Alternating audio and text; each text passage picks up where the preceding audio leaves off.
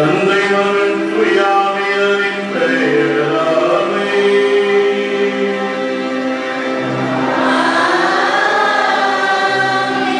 நம் ஆண்டவராகிய இயேசு கிறிஸ்துவின் அருளும் கடவுளின் அன்பும் தூயாவியரின் நட்புறவும் உங்கள் அனைவரோடும் இருப்பதாக.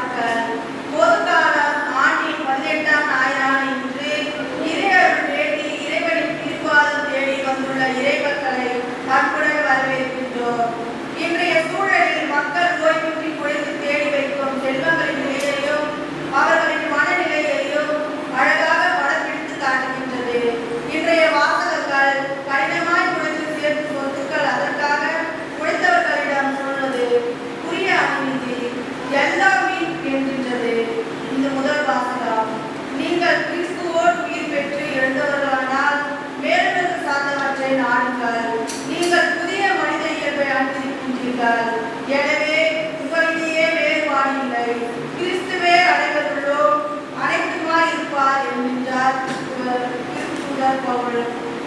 இன்றிரவே என் உயிர் உன்னை விட்டு பிரிந்துவிடும், அப்பொழுது நீ சேர்த்து வைத்தவை யாருடையாகும் என்று கேட்கின்றார் இறைமகன் இயேசு. ஒருவன் உலகமெல்லாம் தனதாக்கி கொண்டாலும் தன் ஆன்மா இழந்ததால் பயன் என்ன என்ற இறைவார்த்தையின் மகத்துவத்தை உணர்ந்த நாம் இன்றைய திருப்பலியில் இறைவனின் இல்லத்தில் நாம் செல்வங்களை சேர்த்து வைக்க வேண்டிய நாட்டையும் அருளையும் பெற்றுக்கொள்ள இறைமகன் இயேசுவிடம் மன்றாடுவோம்.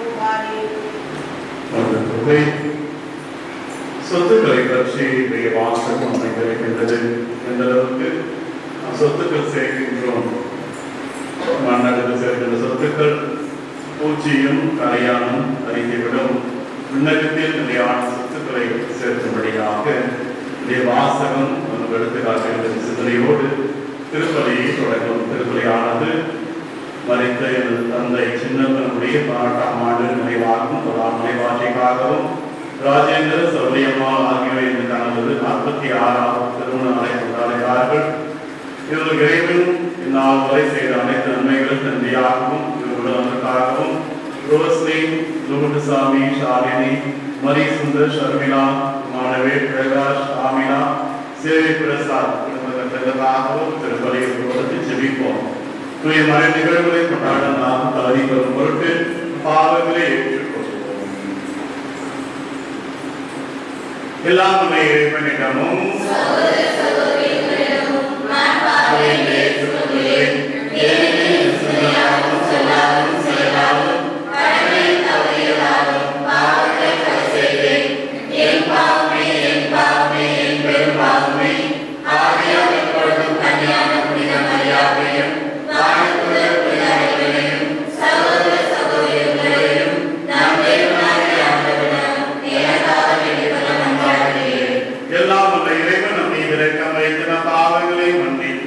நம் இறைவாழ்வுக்கு அழைத்து செல்வாராக.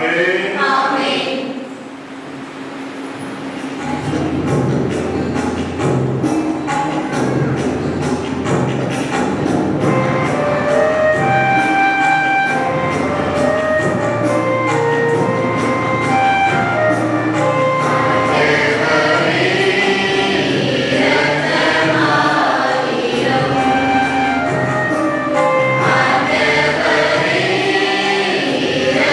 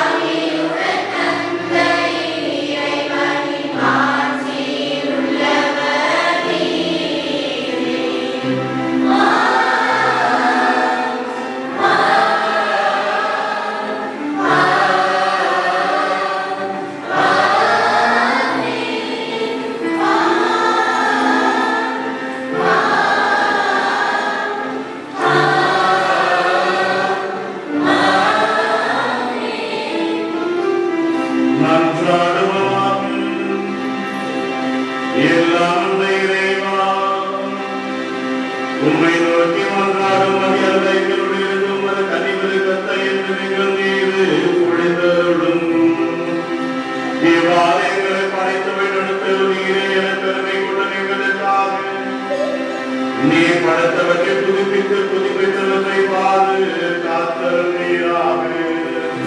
உம்மோடு தூயாவியாய் முன்வென்று இறைவனா என்றென்று வாழ்ந்து ஆட்சி செய்கின்ற ஆண்டவரும் உம் பெருமகனுமாகிய இயேசு கிறிஸ்து வழியாக உம்மை மன்றாடுகின்றோம்.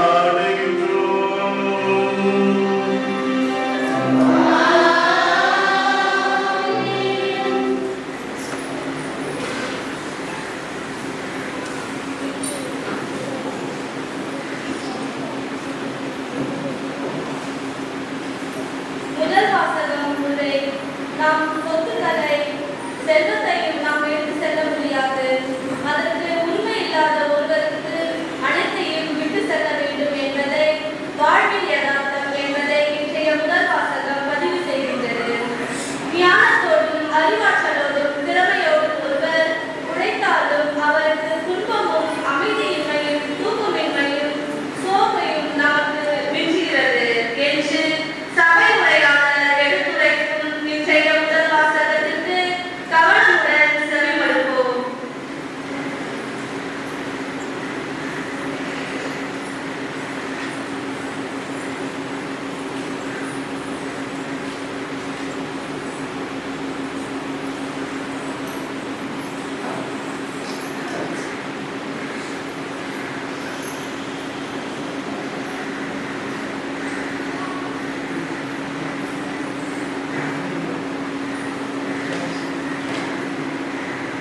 ஆண்டவரே பேசும், ஆண்டவரே பேசும், ஆண்டவரே பேசும். முதல் வாசகம். சேர்ந்த சொத்தை அதற்காக குறைக்காதவர்களை விட்டு செல்கிறார். சபையுரையாளர் வாசகம் அதிகாரம் 1 இறைவாக்குகள் 2 மற்றும் 2வது அதிகாரம் 21-23 திருவாசகங்களுடைய வீண் முற்றிலும் வீண் என்கிறார் சபை உரையாளர். வீண் முற்றிலும் வீண், எல்லாமே வீண். ஏனெனில் ஞானத்தோடும் அறிவோடும் திறமையோடும் உழைக்கின்றார். உழைத்து சேர்ந்த சொத்தை அதற்காக உழைத்தவர்களுக்கு விட்டு செல்கிறார். உழைக்காதவர்களுக்கு விட்டு செல்கிறார். அவரது உழைப்பும் வீணே. இது பெரிய அநீதி. உலகில் அவர் செய்த எல்லா முயற்சிக்காகவும் வகுத்த செயல் திட்டங்களுக்காகவும் அவருக்கு கிடைக்கும் பழைய வாழ்நாளெல்லாம் அவரது குடும்பம் தரையை தொந்தரவு இரண்டிலும் அவரது மனதிற்கு அவதியிலே எல்லாமே இது ஆளுநர்களது வருவாக்கு.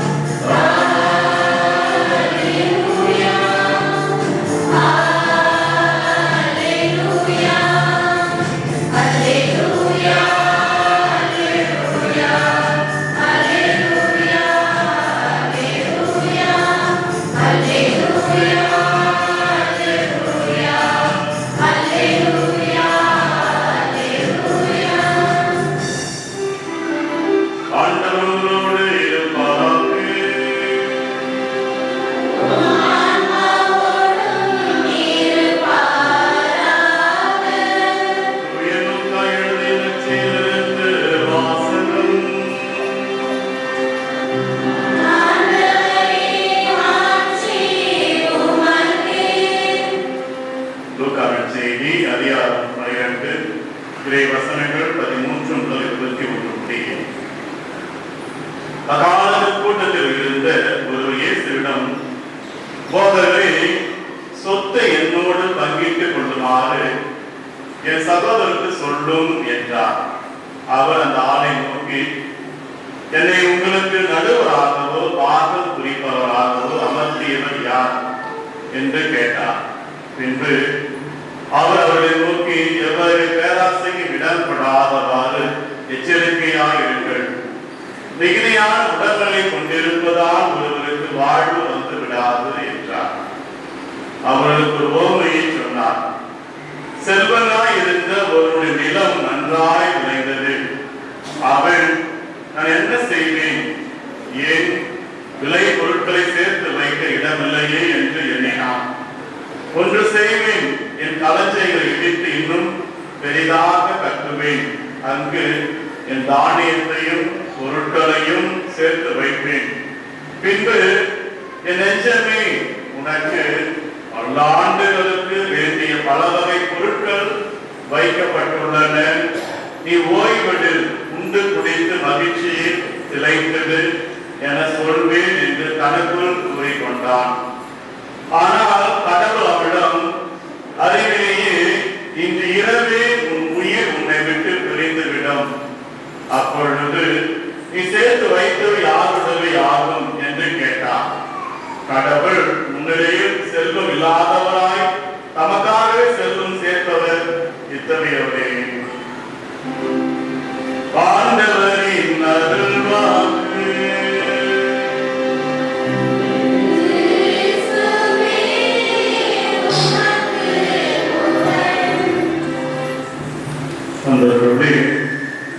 இந்த வாசகம் சொத்துக்களை பற்றி பேசப்படுகிறது. 2014 2017 வரை அமெரிக்காவில் பிரைம் மில்லியன் 60 பெண்மணி, வயசானவங்க 92 வயசு, மாதத்தில் ஒரு நாள் அந்த வீட்டில் இருந்து எனக்கு கால் வரும், பார்த்து நன்மை ஒன்று கொடுங்க அப்படின்னு. பூசை முடிச்சுட்டு முதல் புதன்கிழமை நன்மை எடுத்துட்டு போயிட்டு 3 ஆண்டுகள் கொடுத்தேன். 2017 நான் லீவுக்கு வரேன். அம்மா செத்துடுச்சு. பால் கூப்பிட்டு அடக்கம் பண்ணுங்க அப்படின்னு மெசேஜ் கொடுக்குறேன். இல்லை நீங்கள் தான் வரணும் அப்படின்னு. சரிட்டு நான் லீவ் முடிச்சுட்டு போகிறேன். போன உடனே 1 மாதம் வச்சிருப்பாங்க. செத்துட்டா 1 மாதம் கூட வச்சிருப்பாங்க. அப்புறமா போயின உடனே வந்து பார்த்தாங்க, டேட் ஃபிக்ஸ் பண்ணாங்க, டைம் ஃபிக்ஸ் பண்ணாங்க, அடக்க பூசை. சரிங்க, நான் ரெடி ஆகிட்டு கோயிலுக்கு போகிறேன். கீழத்துக்கு முன்பாக ஒரு டம்ளர் சைஸில் வச்சு ஒரு குடுவில் டெக்கரேட் பண்ணிப்பாங்க. நான் வந்து எரிச்சிடுவாங்க. இறந்த உடனே சிலர் எரிப்பாங்க. ஏழையாக இருந்தாக்கா, ஆனால் அடக்கத்தில் வந்து ஒரு 20,000 செலவாகும். 20,000 அப்படின்னா 20 லட்சம் ரூபா செலவாகும். வயசானவங்கன்னா அது ஏழையான குடும்பம் அப்படின்னா சாமி மட்டும் யோசிச்சுட்டு சிம்பிளாக பூசப்பாங்க. சரிங்க, சாம்பல் எடுத்து வச்சு டம்ளர் போடலாம். குழு வச்சு வச்சுருப்பாங்க. சோசை வச்சு எடுத்துன்னு போயிட்டு ஒரு பொண்ணுக்கு வந்து குழி ட்ரில் பண்ணுவாங்க. மிஷின் மிஷினுக்காக ட்ரில் பண்ணிட்டு ஒரு 2 அடி உள்ள வச்சுட்டு முடியும் அடக்கம் பண்ணிடும். இதுதான் அடக்கம், சாம்பல் அடக்கம். அடக்கம் பண்ணிட்டு ஒரு 2 மாதம் கழிச்சு டாக்டர் ஒன்று வந்து அந்த பாட்டி சொந்த பந்தம். அந்த பாட்டி யாருமே கிடையாது, பிள்ளைகளே கிடையாது, சொந்தம் அக்கா பசங்க அண்ணா பசங்க. டாக்டர் ஒரு வந்து சந்தர்ப்பத்தை பிரித்து பார்த்துட்டு சொத்துக்கள் பற்றி விவரம் எனக்கு வருது. அம்மா உயிர் வச்சுச்சு. எனக்கு நம்ப ஆசை, எனக்கு ஒரு இது இருக்கக்கூடாதா, எனக்கு ஒரு மில்லி இருக்கக்கூடாதா. அப்போ வந்து படிச்சு பார்த்துட்டு இந்த சொத்தை வந்து 22 பிரிக்கணும். 22 பேருக்கு பிரிக்கணும் சொத்து. அப்பதான் பார்த்தேன் அந்த கேள்விக்கு 3 வருஷமா நன்மை கொடுத்தா இப்போ ஒண்ணுமே சொல்லலையே. கடைசியா வீட்டில் தான் எனக்கு பார்த்து அப்பனா $1 லட்சம்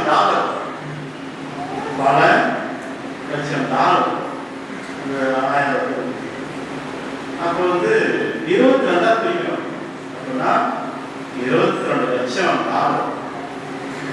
அப்போ வந்து பிரிச்சு அதாவது எல்வாய் சர்ச் இதுக்கு $97,000 லைப்ரரி நூலகத்துக்கு 97,000, police department 97,000, fire department 97,000, road panchayat ரோடுக்கு 97,000. இவ்வாறு ஒரு பிரிச்சுட்டு எல்லாத்தையும் பிரிச்சுட்டு அக்கா பசங்க 2 பேர் அண்ணா பசங்க 2 பேருக்கு 97,000 பிரிச்சுட்டு பிரிச்சு கையில் கூட அந்த சொத்தை வந்து செட்டில் பண்ணணும். ஏன் என்ன சொல்ல வரோம்னா வேறுபட்ட ஒரு அவ்வளோ பெரிய சொத்துக்கள் நிறைய சொத்துக்கள் வச்சிருந்து அவருடைய அடக்க பூசை சிம்பிளா வைக்கணும். அது நீங்க தான் வந்து வைக்கணும் அப்படின்னு வீட்டில் எழுதிட்டு இந்த அடக்க செலவு எல்லா செலவு நீங்களே பாருங்க அப்படின்னு வீட்டில் எழுதிட்டு அதனால லீவ் முடிச்சுட்டு போய் தான் அடக்கம் பண்றேன். அப்படின்னா நான் வந்து மண்ணா இருக்கிறேன், டஸ்ட் மண்ணுக்கு போறேன். இவ்வளவு சொத்துக்கள் இருந்தோம் நான் வந்து சிம்பிளா போகணும் அப்படின்னு சொல்லி நம்ம வீட்டில் எழுதிருக்கு. அன்புக்குரியவரே, முதல் வாசகத்துல வீண், முற்றிலும் வீண், அதாவது எல்லாமே வீண் அப்படின்றாங்க. அதாவது ஒரு மனுஷன் கணவன் வந்து கஷ்டப்பட்டு சம்பாதிக்கிறான். அதாவது ஞானத்தோடும் அறிவாற்றலோடும் திறமையோடும் ஒரு உழைக்கிறான். நெற்றி வேறு நிலத்தை விட உழைக்கிறான். உழைத்து சேர்த்த சொத்துக்களை உழைக்காதவருக்கு போகுது. ஆயாவுக்கு அவ்வளோ சொத்துக்களை வச்சு என்ன பிரயோஜனம்? இன்னொருத்தவருக்கு தான் சொத்து போகுது. அப்ப ஒரு கணவன் வந்து இவ்வளோ கஷ்டப்படுறான், வேதனைப்படுறான், துன்பப்படுறான், இவ்வளோ கஷ்டப்பட்டு நிறைய சொத்துக்களை சேர்த்து தன் கொண்டாட்டியும் பிள்ளையும் கொடுக்குறான். அப்ப சொத்துக்கெல்லாம் கஷ்டப்பட்டு அல்லும் பகலும் ராவும் உழைத்து சேர்த்த சொத்து ஒரு கொண்டாட்டி தரும்போது அது கொண்டாட்டி வந்து சப்போஸ் வேற நடத்தை தவறான நடத்தையில போனாக்கா என்ன அர்த்தம்? ஒண்ணுமே கிடையாது. அது வந்து 2வது வாசகத்துல அது போல சேர்ந்த சொத்துக்களை ஒரு பெண்மணி அல்லது ஒரு மனைவி பிள்ளைகள் வாழ்ந்திருந்த பொழுது அந்த சொத்துக்களை வைத்து வேற ஒரு தாய்மான ஒரு வாழ்க்கை வாழ்ந்தால் அதனால் என்ன பயன்? கஷ்டப்பட்டவனுக்கு என்ன பயன்? அதுதான் முதல் வாசகம். 2வது வாசகத்துல அதாவது இயல்புக்குரிய பரந்தன்மை ஒழுக்க செய்து கட்டு கடலான பாலுணர்வு தீய நாட்கள் சிலை வழிபாடு பேராசை இதெல்லாம் கொண்டு ஒரு வாழ்ந்தா அப்ப கஷ்டப்பட்டவன் நோவாம நோக்கு. அதான் நீங்க முதல் வாசகம் 2வது வாசகம். நோவாம நோக்கு கஷ்டப்படுவான், சம்பாதிப்பான், இன்னொருத்தவன் காலாட்டிக்கிட்டு பொய்யாரமா சாப்பிடுவான். அதை இன்றைய வாசகம் நடுப்படுத்தி காட்டுகிறது. அப்ப வந்து நம்ம எப்படி வாழறோம்? ஒரு சில நேரத்தில் வந்து யோசிப்பேன். இப்ப தெரியாத போறோம், டூர் போறோம்னா என்ன பண்றோம்? காசு இல்லைன்னு. அப்ப எப்பதான் உனக்காக நீ வாழ்வ? எப்பதான் உனக்காக நீ வாழ்வ? என்னதான் நீ கஷ்டப்பட்டாலும் துன்பப்பட்டாலும் சொத்துக்களை சேர்த்தாலும் இன்னொருதான் போகுது. அதான் மீன் அப்படின்றாங்க. எல்லாமே மீன், சபையார் எல்லாமே மீன். அப்ப நீ எப்ப உனக்காக வாழ்வாய்? சந்தோஷத்துக்காக எப்ப நீ வாழ? இவ்வளவு சேர்த்து சொத்துக்களை சேர்த்து அதை நீ அனுபவிக்கிறன்னா இன்னொருத்தான் அனுபவிக்கிறான், இன்னொருத்தான் பயன்பெறுகிறான், இன்னொருத்தான் சொகுசா வாழ்ந்து கொண்டிருக்கிறான் என்பதை முதல் வாசல் சுட்டிக்காக எல்லாமே மீன். அதாவது அவர்கள் துன்பம், தொந்தரவுகள், மனவேதனை, மரணத்திற்கு அமைதியில்லாத ஒரு வாழ்க்கை எல்லாமே நீ சேர்த்தும் எல்லாமே வீணே அப்படின்னு சொல்லி முடிக்கிறார். அந்த சொல்ல அப்ப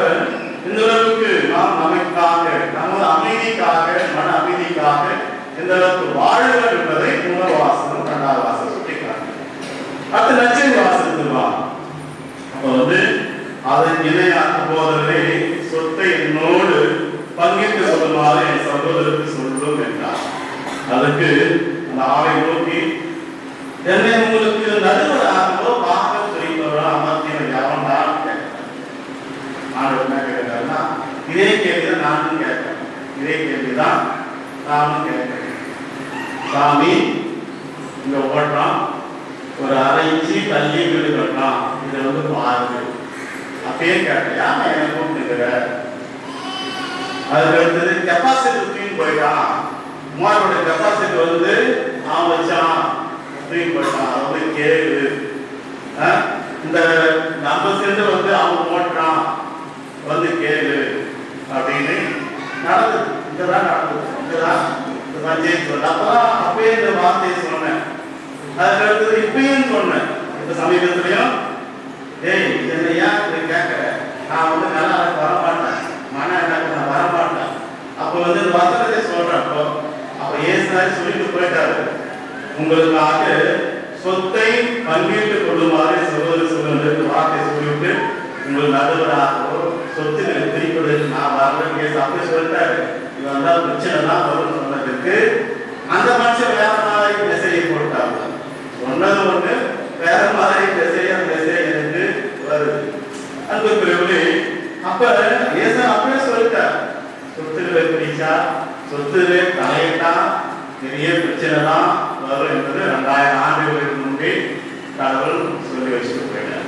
ஆக இவ்வாறு நீ கஷ்டப்பட்டு சேர்த்த சொத்தும் திடீர்னு சாவு வருது.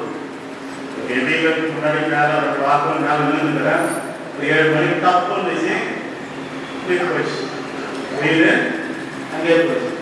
ஒரு 3 நாளைக்கு முன்னாடி வேண்டாம் வேலை பீஸுக்கு போயிட்டு 10 மணிக்கு வர சாணி கூட்டுறதுல வர அழகானதுக்கு முன்னாடி ஒரு 2 நிமிஷத்துக்கு முன்னாடி ஒரு பைக் கூட்டு போய்க்கிறான், போய் லாரி விட்டுக்கிறான், அப்படியே வாடிக்கு தூங்கிட்டு ரத்தமாக அவ்வளோதான். அப்ப அதான் கோடிக்கணக்கான சொத்துக்கள் வைத்திருந்தாலும், ஒரு 20 சவரம் நகை போட்டிருந்தாலும், அதே ஒரு 50 சவரம் நகை போட்டிருந்தாலும், இந்த உயிர் என்பது ஒரு செகண்ட் தான், ஃபிராக்ஷன் ஆஃப் செகண்ட் தான்.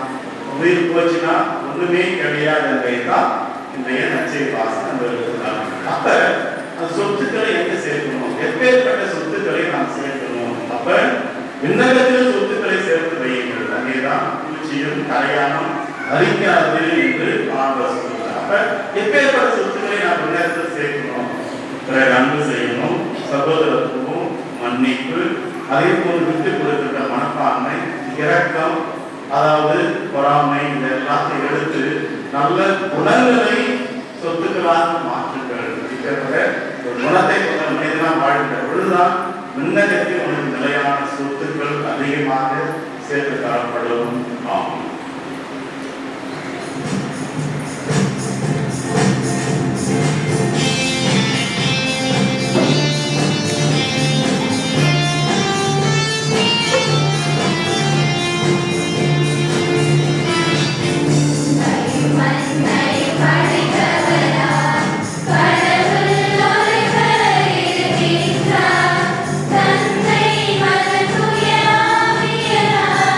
On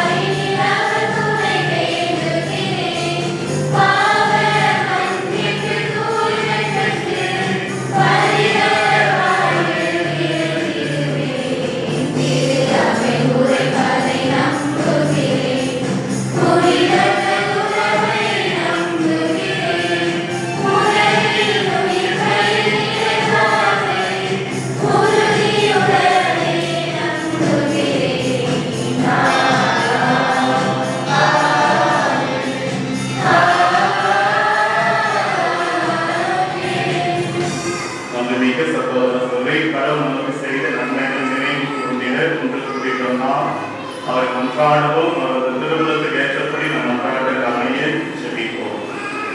தாயார் திரு அவையை வழிநடத்தும் திருத்தந்தையோ, ஆயர் பெருமக்கள், குருக்கள், துறவர்கள் ஆகிய அனைவரும் மேலும் சார்ந்தவற்றை நாடுகிற தலைவர்களாய் விளங்கவும், இறை மக்களாகிய எங்களையும் மேலும் பற்றிய சிந்தனையோடு பயணிக்கும் எதிர்நோக்கின் திருப்பயணிகளாக வழிநடத்த வேண்டும் என்று இறைவா உம்மை மன்றாடுகிறோம்.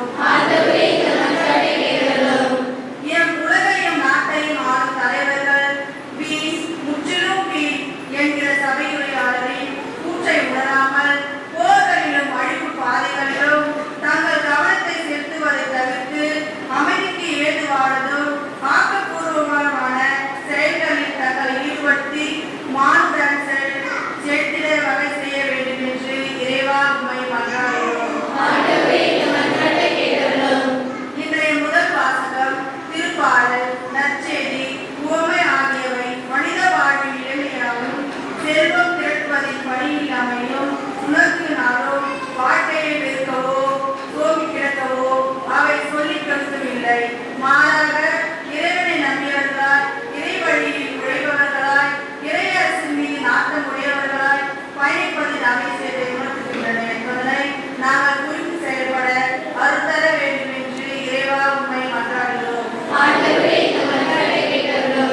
இவ்வுலகில் வாழ்வோராகிய நாங்கள் மிகுதியான உடைமைகளை கொண்டிருப்பதால் ஒருவருக்கொருவர் வாழ்ந்து விடாது என்பதை உணர்ந்து எவ்வகை பேராசைக்கும் இடப்படாதவாறு எச்சரிக்கை இருக்கவும், தங்கள் வாழ்வை உறுதி இறைப்பதம் செய்திருக்கும் அனைவருக்கும் வாழ்வு அளிப்பவராக கிறிஸ்து பொழுது அவரோடு மாற்றி பொருந்தியவராய் போட்டுகின்ற வரவல்ல வேண்டும் என்று இறைவா உம்மை மன்றாடுகிறோம்.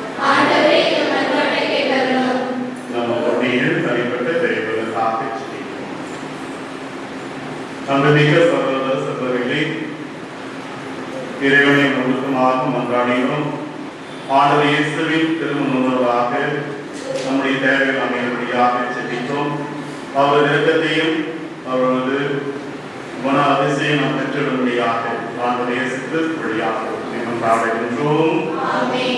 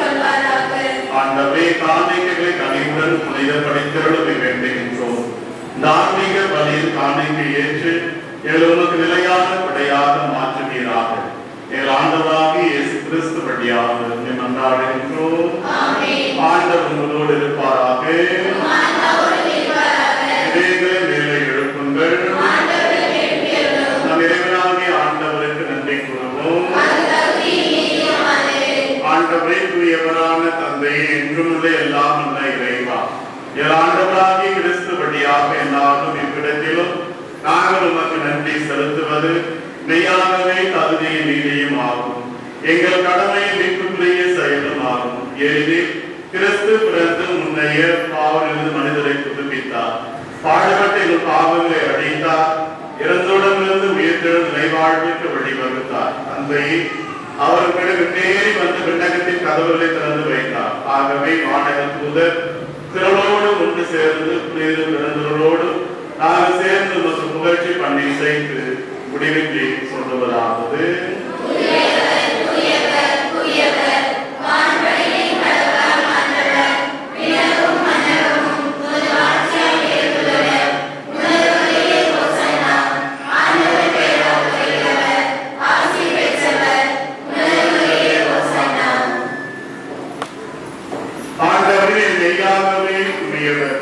அனைத்துக்கும் ஊற்று.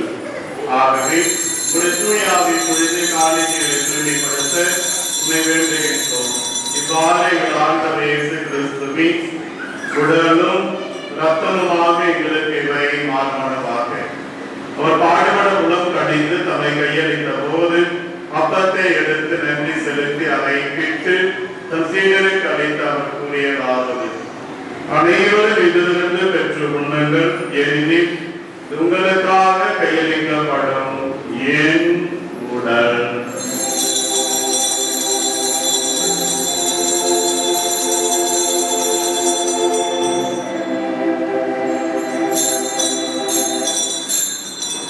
அவனமே இரவு விருந்தை அருந்திய பின் கிண்ணத்தை எடுத்து மீண்டும் நன்றி கூறி தம் சீடருக்கு அளித்து அவர் கூறியதாவது: அனைவரும் இதிலிருந்து பெற்று பருகுங்கள், ஏனெனில் இது புதிய நிலையான உடன்படிக்கைக்கு உரிய இரத்தத்தின் கிண்ணம்.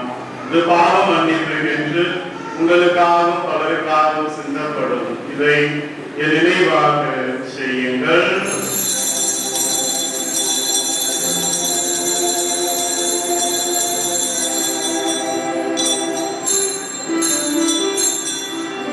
நம்பிக்கையின் மறைபொருள்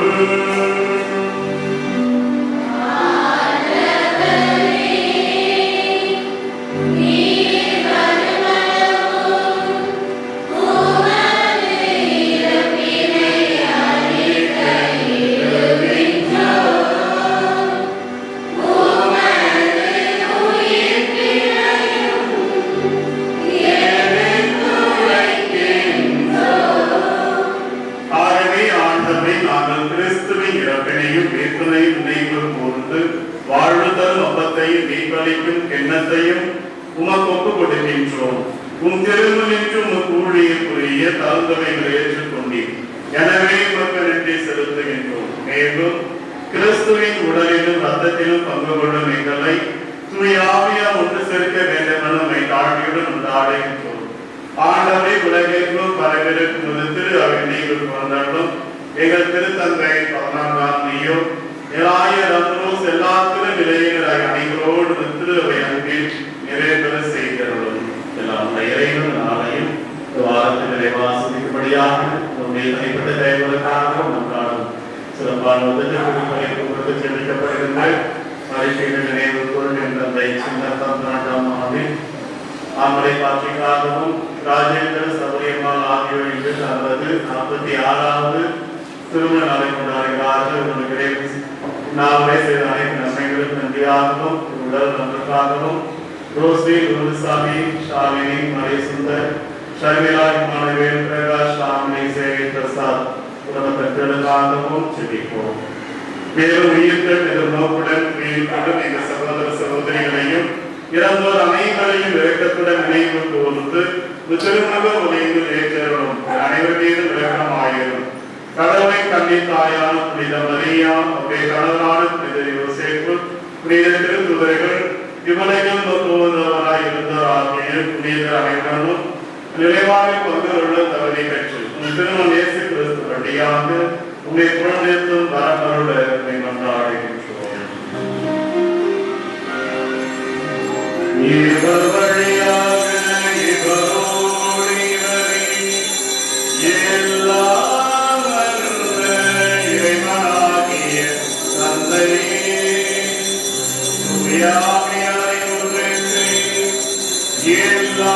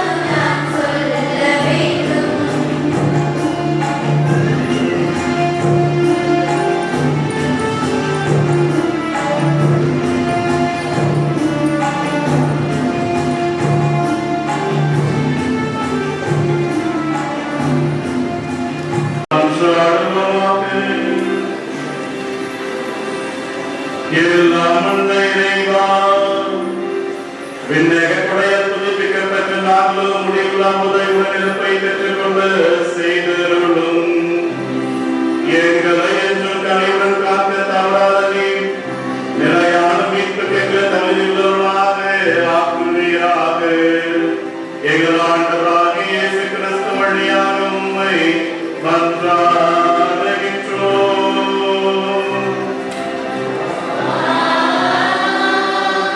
ஆண்டவர்களோடு இருப்பாராக.